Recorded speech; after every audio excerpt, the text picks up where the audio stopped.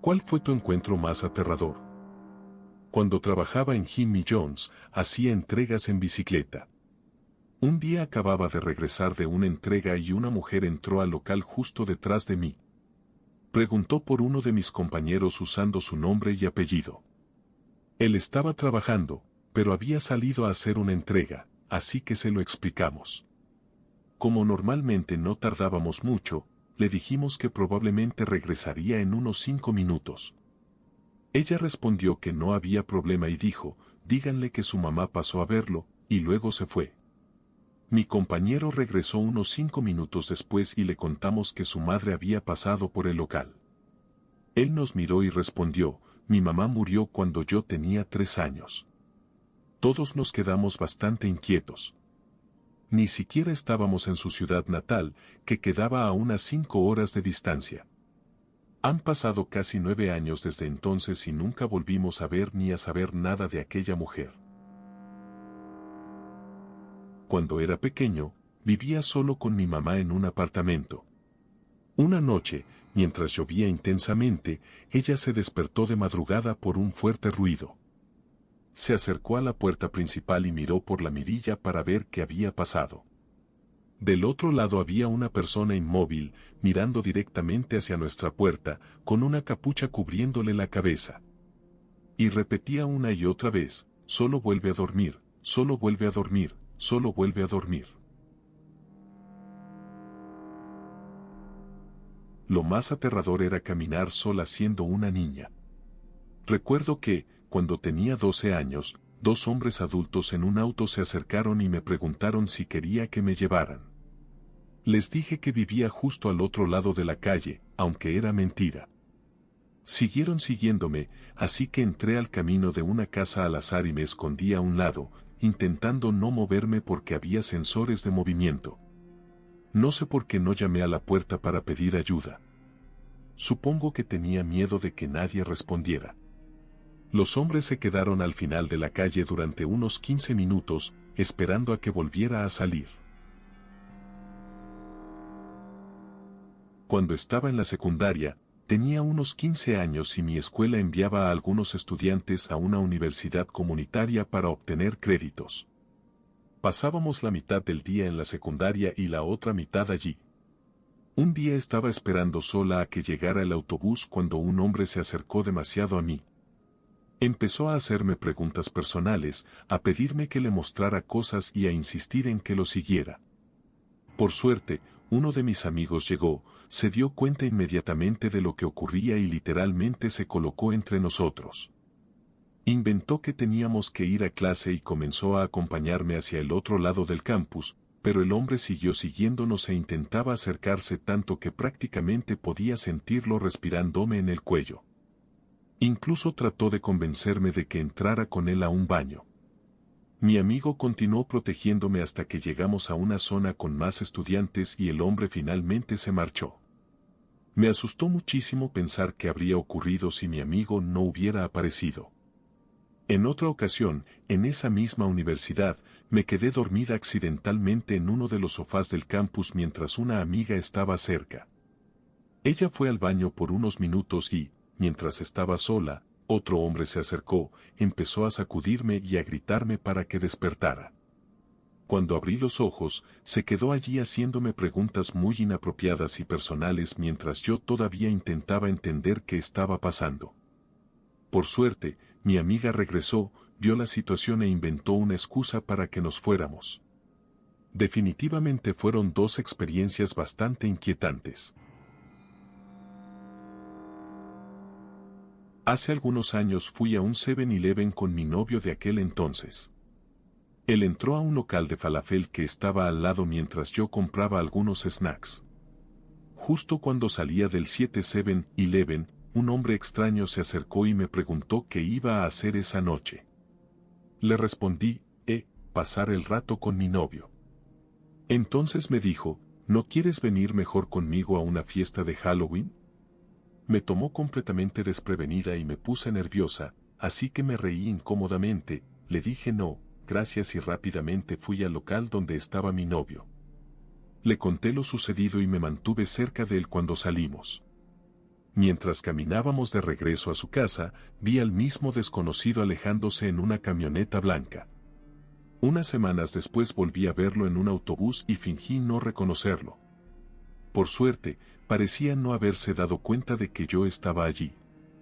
Se comportaba de manera muy extraña, como si estuviera bajo los efectos de alguna sustancia, golpeando la ventana del autobús y murmurando cosas para sí mismo.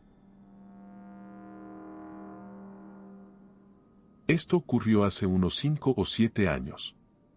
La familia de mi primo, que vivía en la ciudad, vino a visitarnos y se quedó a pasar la noche.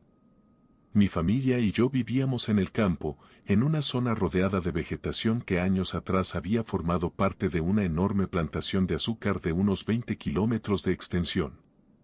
Después de cenar, invité a mi primo, que era un poco menor que yo, a dar un paseo por el pueblo.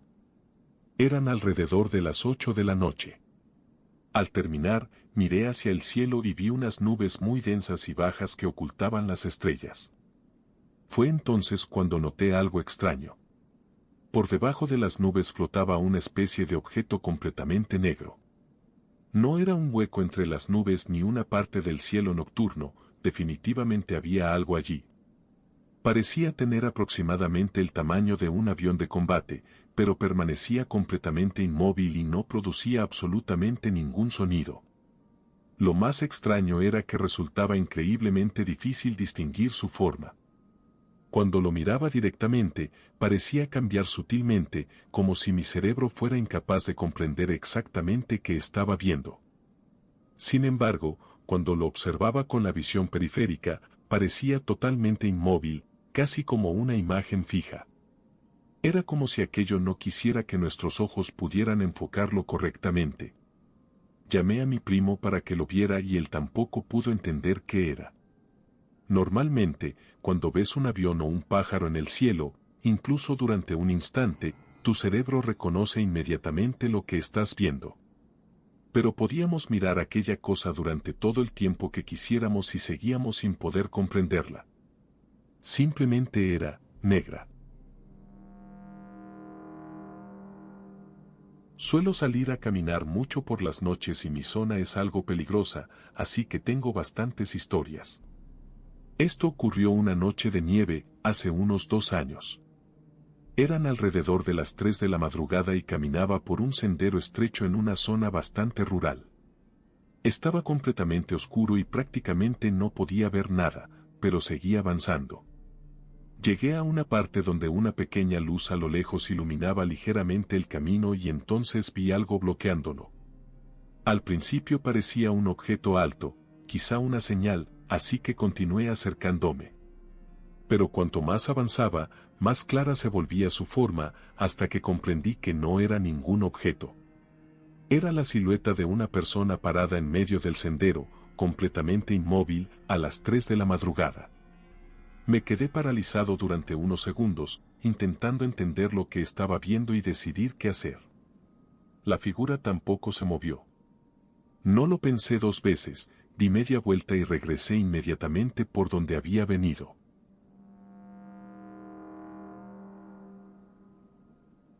Fui de compras con mis hijas de 8 y 9 años.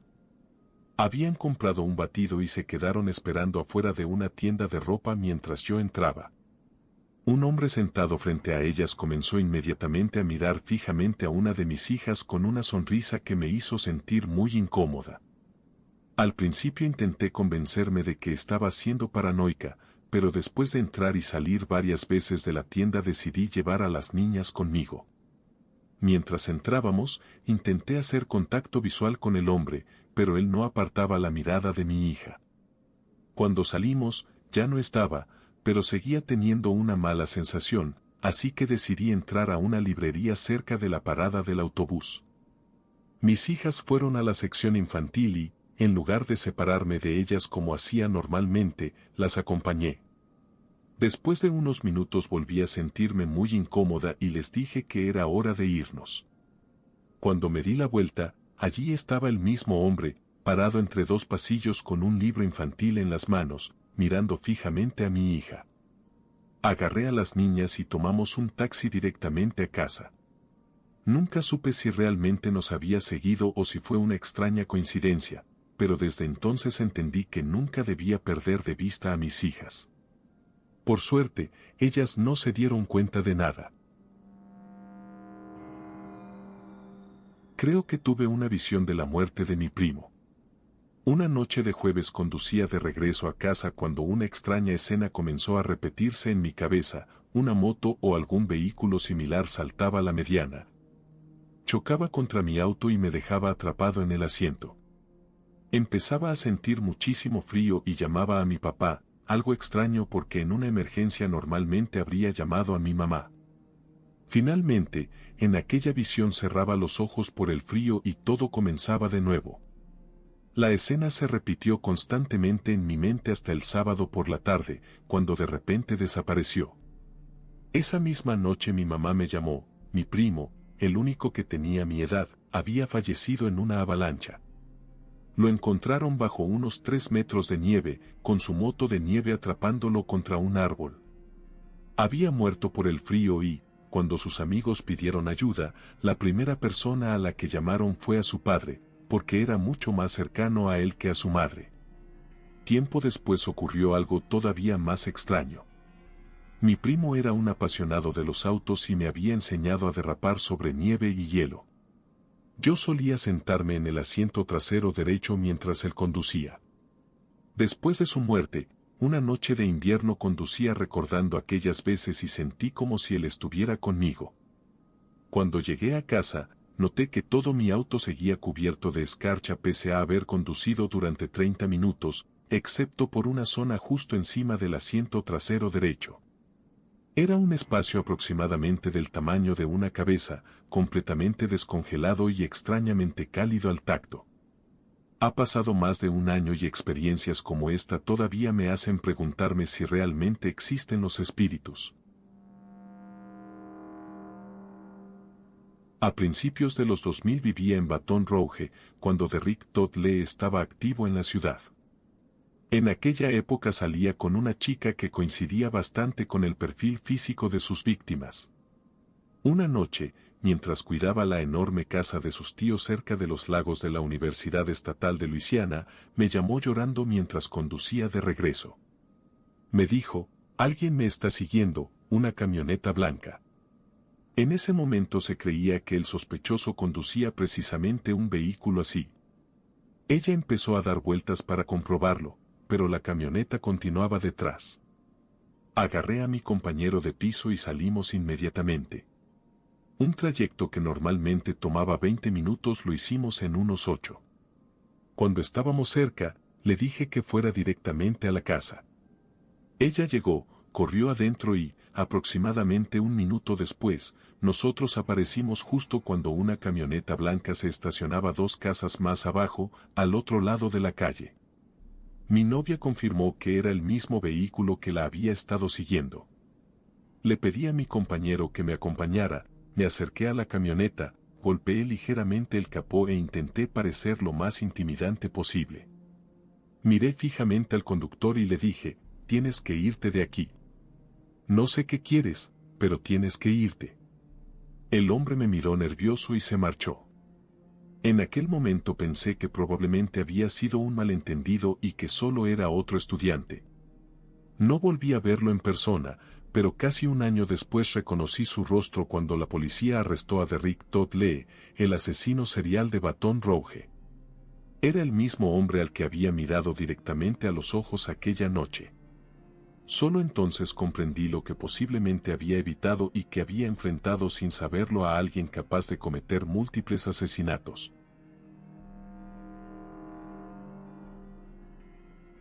Cuando tenía unos 6 años nos mudamos a una pequeña casa en las afueras de un pueblo montañoso. Mi mamá y yo estábamos enfermas de gripe y mi papá trabajaba a varias horas de distancia, así que solo regresaba los fines de semana. Como vivíamos en una zona oscura y poco iluminada, mi mamá le pidió que cambiara todas las cerraduras y asegurara las ventanas para que no pudieran abrirse. Poco después, mi papá conoció a un hombre que vivía al otro lado de la carretera, colina arriba. El hombre venía frecuentemente a nuestra casa para ayudarlo con algunas cosas, aunque siempre nos parecía extraño, como si ocultara algo. Unos 3 meses después, mi papá acababa de marcharse a trabajar y mi mamá y yo estábamos solas en casa recuperándonos de la gripe. Alrededor de las 10 de la mañana, aquel hombre apareció de repente corriendo por nuestra casa, entró en el dormitorio y saltó sobre la cama, quedándose de pie encima de nosotras. Los gritos de mi mamá me despertaron y pude escuchar sirenas acercándose. Ella le preguntó qué estaba haciendo y él comenzó a gritar mientras intentaba desesperadamente abrir una ventana. ¿Por qué demonios no puedo abrir esto? Mi mamá respondió, las aseguramos, sal de mi casa. Entonces escuchamos pasos fuertes acercándose al porche. El hombre salió corriendo por donde había entrado y yo miré discretamente por la ventana justo a tiempo para ver cómo la policía lo atrapaba. Después descubrimos que las autoridades lo buscaban porque había estado fabricando sustancias ilegales y algo había explotado, provocando un incendio que se extendió por parte de la colina. Años después le pregunté a mi mamá cómo consiguió mantener tanta calma. Me explicó que el hombre estaba lleno de cortes y ramas, tenía quemaduras visibles, parecía muy débil y apenas llevaba unos pantalones cortos y zapatillas. Además, no parecía llevar ningún arma. Probablemente había atravesado desesperadamente los árboles y matorrales intentando escapar de la policía hasta llegar a nuestra casa. Ese fue el día en que mi papá aprendió que no debía confiar tan fácilmente en todo el mundo y, sobre todo, que siempre debía recordar cerrar la puerta con llave.